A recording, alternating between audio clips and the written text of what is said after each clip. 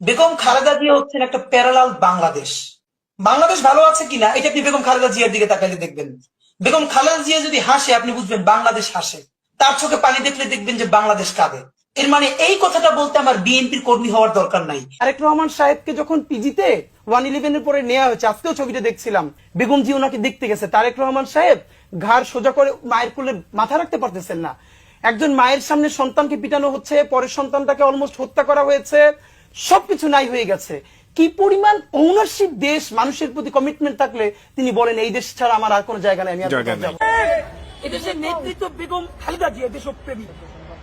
সন্তানদের সামনে নিয়ে 111-এর সময় বলছে যে আপনি খালি দস্তখত দেন যে আর এদেশে রাজনীতি করবেন না, 2 সন্তান সহ চলে যান। কোকোকে হারাইছে। তারেক রহমান আমার খুব মনে আছে, এখানে পিজি হসপিটালে আমরা তখন ছোট, 111-এর পর যখন তার পিজি হসপিটালে আনছে, ঘাট দাঁড় করাইতে পারে না।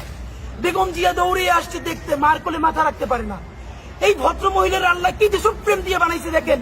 সে দেশ ছাড়ে নাই, সে বলছে বাংলাদেশ ছাড়া আমার আর কোনো জায়গা নাই।